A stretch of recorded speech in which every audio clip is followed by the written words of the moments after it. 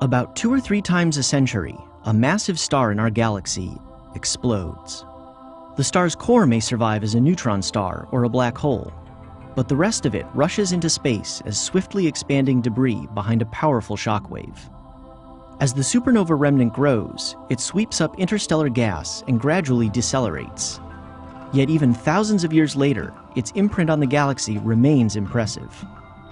Exploding stars and their remnants have long been suspected of producing cosmic rays, some of the fastest matter in the universe.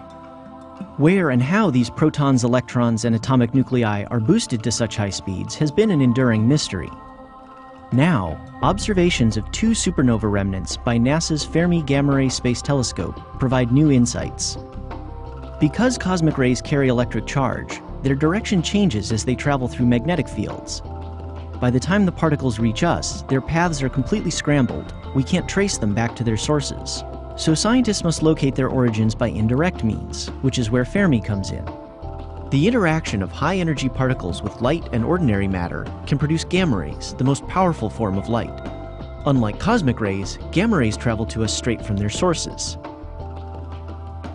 In 1949, physicist Enrico Fermi worked out how what he called magnetized clouds could accelerate cosmic rays. Later studies showed that a variant of his method, called Fermi acceleration, worked especially well in supernova remnants. Confined by a magnetic field, high-energy particles move around randomly. Sometimes they cross the shockwave. With each round trip, they gain about 1% of their original energy. After dozens to hundreds of crossings, the particle is moving near the speed of light and is finally able to escape.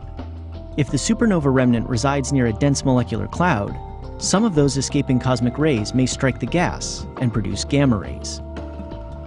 But electrons and protons make gamma rays in different ways.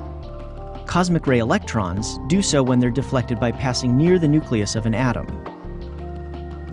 Accelerated protons may collide with an ordinary proton and produce a short-lived particle called a neutral pion. These pions quickly decay into a pair of gamma rays.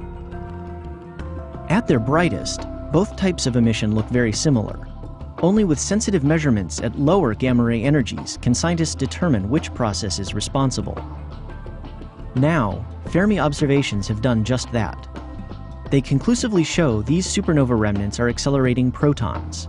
When they strike protons in nearby molecular clouds, they produce pions, and ultimately, the gamma ray emission Fermi sees.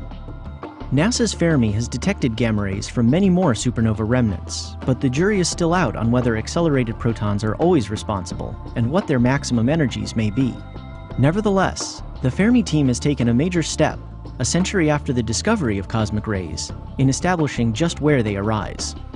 Something that would satisfy, but certainly not surprise, the original Fermi.